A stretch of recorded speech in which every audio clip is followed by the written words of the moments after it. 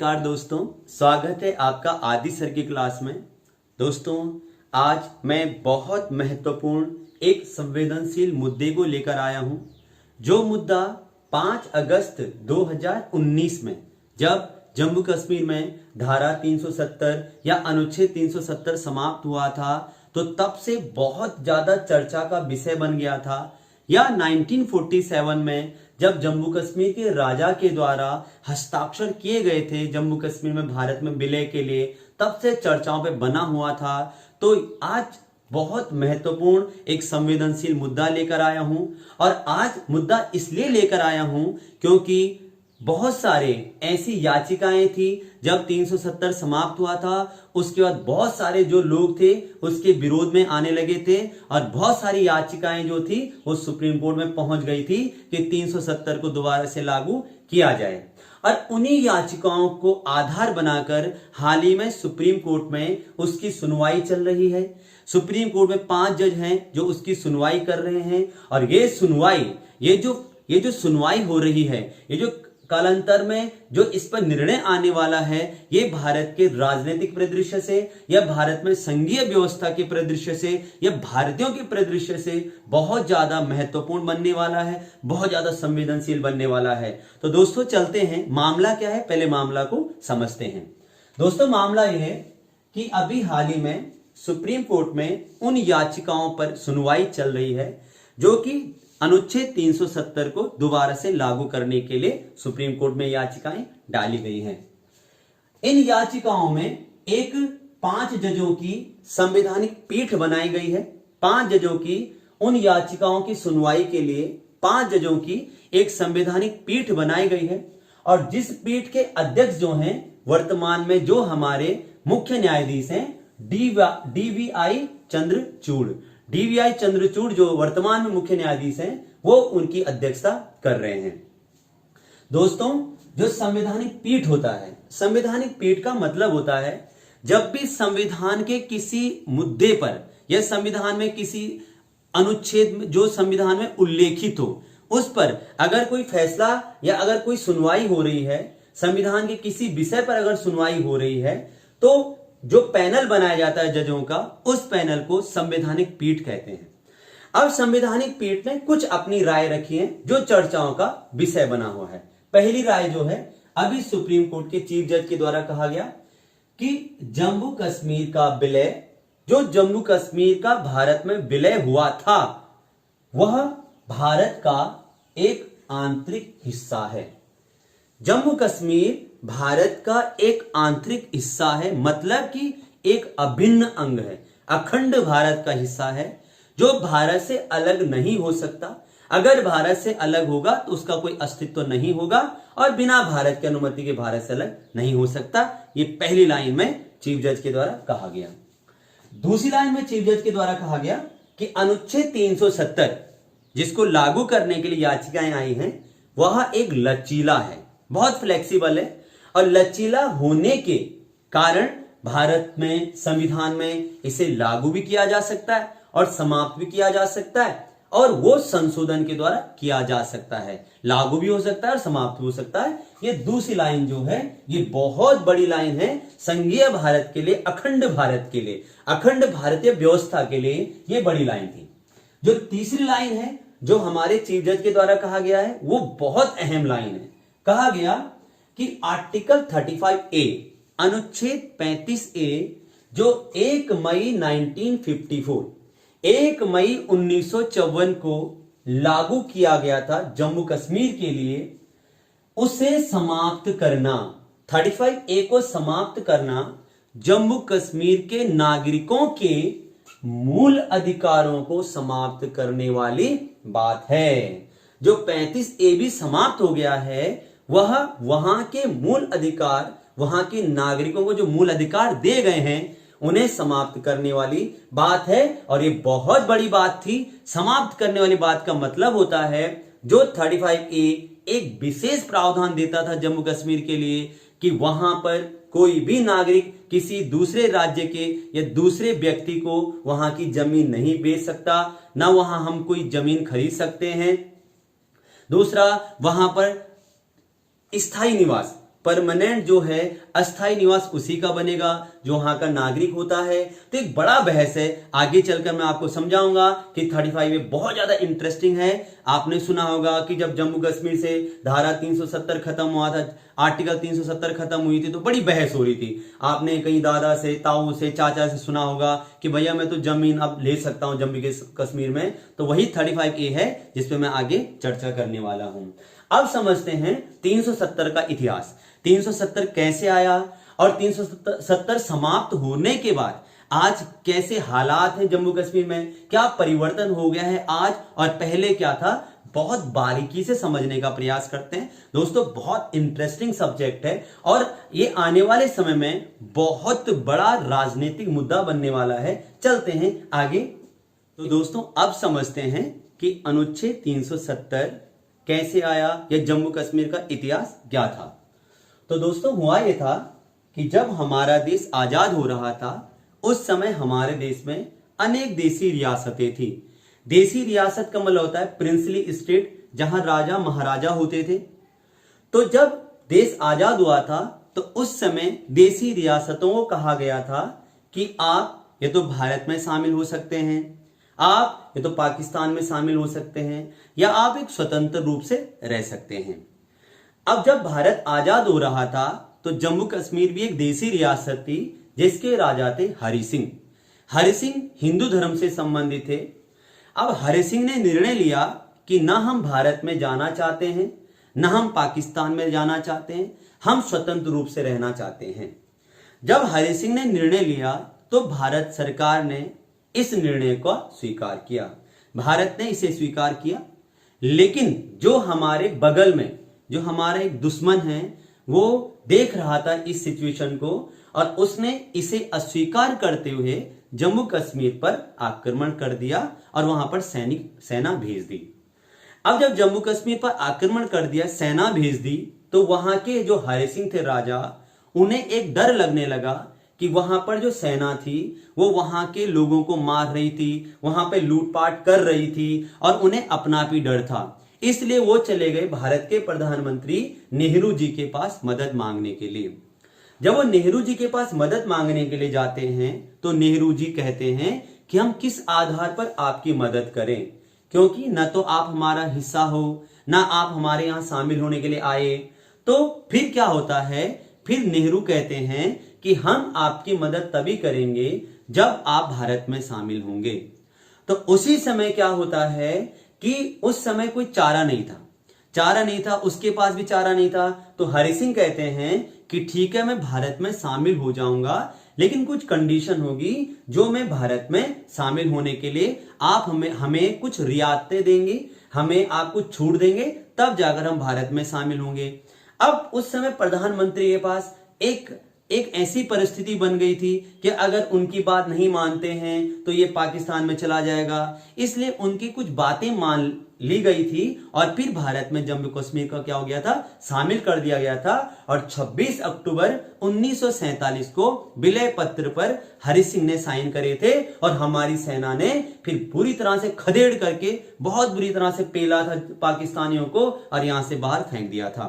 तो यहां पर जैसे कि 1947 में आजादी के समय जम्मू कश्मीर ने न भारत में शामिल होने का निर्णय लिया और न पाकिस्तान में। भारत ने इस फैसले को स्वीकार किया, लेकिन पाकिस्तान ने अस्वीकार किया, आक्रमण कर दिया। हरि सिंह जो राजा थे उन्होंने जवाहरलाल नेहरू से मदद मांगी, लेकिन नेहरू ने कहा कि हम मदद जरूर करेंगे, लेकिन पहले हमारे यहां शामिल हो जाओ। तो उस समय जब उन्होंने कुछ छूट की बात करी तो नेहरू एवं पटेल ने, उस समय सरदार पटेल हमारे गृह मंत्री थे, उनका बहुत बड़ी भूमिका थी। सरदार पटेल वही हैं वल्लभ भाई पटेल जिन्होंने की देसी रियासतों का एकीकरण का बहुत बड़ी भूमिका निभाई थी। भारत का बिस्मार्क उन्हें कहा जाता है, बड़ी भूमिका निभाई थी। तो उन्होंने इसे स्वीकार किया और हरि सिंह ने अपने राज्य की स्वायत्तता बनाए रखने के लिए, ये बड़ी लाइन है, राज्य की स्वायत्तता बनाने के लिए कुछ रियायतों के साथ, मतलब कुछ छूट के साथ 26 अक्टूबर 1947 को विलय पत्र पर हस्ताक्षर कर दिए थे। और इस तरह से वो जो कुछ रियायतें थी, कुछ छूट थी, वही छूट थे 370, वही छूट थी 35A। अब समझते हैं कि अनुच्छेद 370 क्या होता है, बहुत आसान शब्दों में समझने का प्रयास करते हैं। तो दोस्तों अब समझते हैं कि अनुच्छेद 370 था क्या या उसकी विशेषता क्या थी। 370 आर्टिकल 370 भारत एवं जम्मू कश्मीर के संबंधों की एक रूपरेखा थी, एक ड्राफ्ट था जो कि भारत और जम्मू कश्मीर के रिलेशन को दर्शाता था। 17 अक्टूबर 1949 को भारत के संविधान में 370 को शामिल किया गया था। जम्मू कश्मीर में ये जो 370 को शामिल किया गया था, जब विलय हुआ था जम्मू कश्मीर भारत में, तो अब इसकी विशेषता क्या क्या थी। जो धारा 370 या अनुच्छेद 370 था, उसकी पहली विशेषता थी कि जम्मू कश्मीर अपना संविधान तैयार करने का उसे अधिकार था। मतलब जम्मू कश्मीर को अपना अलग से संविधान बनाने का अधिकार प्राप्त था। यह 370 की पहली विशेषता थी। दूसरी इंपॉर्टेंट विशेषता थी कि जम्मू कश्मीर राज्य, अगर जम्मू कश्मीर राज्य की सीमा में, नाम में, क्षेत्र में हम परिवर्तन करना चाहते थे, मतलब भारत सरकार अगर जम्मू कश्मीर की सीमा में, क्षेत्र में या नाम में परिवर्तन करना चाहती तो जम्मू कश्मीर की जो विधायिका थी, जो वहां पे विधानसभा थी, उसके बिना अनुमति के वहां पर न नाम में चेंज हो सकता था, न क्षेत्र में चेंज हो सकता था और न आपका सीमा में। दोस्तों भारत के संविधान में आर्टिकल 3 अनुच्छेद 3 जो है, जो 5वें संविधान संशोधन 1955 के अंतर्गत एक इस प्रकार का अधिकार प्राप्त करती है कि भारत के किसी भी राज्य में सीमा में चेंज हो सकता है, नाम में चेंज हो सकता है, क्षेत्र में चेंज हो सकता है, लेकिन उसकी प्रोसेस है जो 5वें संविधान संशोधन 1955 में उल्लेखित है। उसमें यह प्रोसेस है कि जैसे मैं देवभूमि से हूं, उत्तराखंड से, और अगर उत्तराखंड में माना कि देवभूमि नाम रखना है या उत्तराखंड में सीमा में चेंज करना है या क्षेत्र में चेंज करना है, तो उस प्रस्ताव को सबसे पहले राष्ट्रपति के अनुमति के बाद लोकसभा या राज्यसभा में पास किया जाता था। जब लोकसभा या राज्यसभा में बिल पास हो जाता था, फिर वो बिल जाता था कहां पर, प्रभावित राज्यों की विधायिका में। प्रभावित मतलब अगर जैसे नाम चेंज होना है उत्तराखंड में, उत्तराखंड का नाम देवभूमि रखना है, तो केवल प्रभावित उत्तराखंड है। और अगर उत्तराखंड और यूपी की सीमाओं से कोई चीज आदान प्रदान करना है तो प्रभावित उत्तराखंड भी है और उत्तर प्रदेश भी है। तो दोनों के मतलब विधायिका, जो राज्य प्रभावित होते हैं उन राज्यों की विधायिका में क्या दिया जाता था, प्रस्ताव जाता था। अब उस प्रस्ताव पे राज्यों की विधायिका क्या करती थी, अपना राय रखती थी। अब वो राय मानने के लिए सरकार बाध्य नहीं थी, राय मान भी सकती थी, नहीं भी मान सकती थी। तो हम ये कह सकते हैं कि अनुच्छेद 3 जो है एकात्मक शक्ति थी, जिसके अंतर्गत सेंट्रल गवर्नमेंट जो थी संसद में बिल पास करके आपका किसी भी राज्य की सीमा नाम में चेंज कर सकते थे। लेकिन जम्मू कश्मीर के परिदृश्य में अलग था, क्योंकि वहां 370 था, तो वहां पर तभी चेंज होगा जब वहां की विधायिका जो थी बिल पास करेगी, तब जाकर सेंट्रल गवर्नमेंट वहां पे चेंज कर सकती थी। दूसरा, ये भी बड़ी इंपॉर्टेंट है, तीसरा ये है कि संसद को संसदीय शक्ति का इस्तेमाल करने पर रोक था। मतलब वो पावर वहां पर तभी इस्तेमाल कर सकती थी पार्लियामेंट, जो हमारी विधायिका है, जो आर्टिकल 79 में आती है, तो संसद वहां पर कोई भी कानून तभी बना सकती थी जब वहां की विधायिका की अनुमति होगी। अब वो हमारे संसद में भारत सरकार के अधीन कौन कौन से विषय थे जिन पर वो कानून बना सकते थे, जिनके अंतर्गत वो विधायिका की अनुमति नहीं लेते थे। उनमें एक विषय आता था डिफेंस, वहां पे रक्षा में हमारी आर्मी रहती है। एक आता है विदेशी मामले, फॉरेन जो आपके मामले होते हैं, विदेशी मामलों में जो भी है वो कानून बनाने का अधिकार संसद को होता है। संचार, टेलीकॉम सर्विसेज, जो भी संचार प्रसारण होता है उस पर भी आपका कानून बनाने का अधिकार सेंट्रल गवर्नमेंट को होता था। बाकी अन्य जो भी विषय होते थे संचार के अलावा, चाहे विदेशी मामलों के अलावा, चाहे आपका रक्षा के अलावा, सभी कानून तभी बनेंगे विषय पर जब जम्मू कश्मीर की विधायिका से अनुमति ली जाती थी। और यही कारण थे, अनेक समस्याएं थे जिसके कारण 5 अगस्त 2019 को मंजूरी मिली थी। 6 अगस्त 2019 को लागू होकर 370 समाप्त हो गया था और जम्मू कश्मीर 31 अक्टूबर 2019 को 31 अक्टूबर 2019 को जम्मू कश्मीर और लद्दाख 2 नए केंद्र शासित प्रदेश बने। और अब हम समझते हैं कि 370 के हटने के बाद जो 5 अगस्त को मंजूरी मिली थी, 6 अगस्त 2019 को जिस तरह से हट गया था, तो उससे पहले जम्मू कश्मीर में और बाद के जम्मू कश्मीर में क्या अंतर है, ये हम आसानी से समझने का प्रयास करते हैं। तो दोस्तों अब समझते हैं कि धारा 370 या अनुच्छेद 370 समाप्ति के बाद या समाप्ति से पहले में अंतर क्या है। पहले की अगर मैं बात करूं, मतलब 5 अगस्त 2019 से पहले की मैं बात करूं, तो जम्मू कश्मीर को एक विशेष अधिकार था, जबकि आज की मैं बात करूं तो जम्मू कश्मीर के पास कोई विशेष अधिकार नहीं है, मतलब वो अपना संविधान उनका नहीं है। दूसरा मैं बात करूं जम्मू कश्मीर में दोहरी नागरिकता, जम्मू कश्मीर में पहले दोहरी नागरिकता थी, जबकि अगर मैं आज की बात करूं तो जम्मू कश्मीर में एकल नागरिकता, जम्मू कश्मीर में आज एकल नागरिकता है। पहले की बात करूं जम्मू कश्मीर में 356 अनुच्छेद के अंतर्गत राष्ट्रपति शासन नहीं लग सकता था। राष्ट्रपति शासन जिसे हम प्रेसिडेंट रूल्स कहते हैं, वह 356 के अंतर्गत लगता है। अन्य राज्यों में अगर किसी राज्य में संवैधानिक आधार पर काम नहीं हो रहा है, संवैधानिक तंत्र विफल हो गया है, तो राज्यों में राष्ट्रपति शासन लगता है 356 के अंतर्गत। लेकिन जम्मू कश्मीर में ऐसा नहीं था, वहां पर 356 नहीं लगता था, बल्कि 370 की एक धारा थी 92, वो लगता था। तो वहां पर राष्ट्रपति शासन टर्म्स यूज नहीं होता था, वहां पर राज्यपाल शासन टर्म्स यूज होता था। तो 356 नहीं लगती थी, अब लग सकती है। दूसरा वित्तीय आपातकाल 360, जब देश में आर्थिक रूप से मंदी छा जाएगी, जब देश में आर्थिक रूप से इकोनॉमिकल क्राइसिस आ जाएगा, तो घाटा हो जाएगा, तो वित्तीय आपातकाल पूरे देश में लगता है। वित्तीय आपातकाल ऐसी स्थिति भारत में आज तक नहीं हुई है। हालांकि 1990 की बात है, जब भारत बहुत बुरे दौर से गुजर रहा था। उस समय डॉक्टर मनमोहन सिंह जी वित्त मंत्री थे, उनके द्वारा बहुत बड़ा निर्णय लिया गया था, एलपीजी मॉडल। तो उस समय लग रहा था कि वित्तीय आपातकाल की स्थिति है।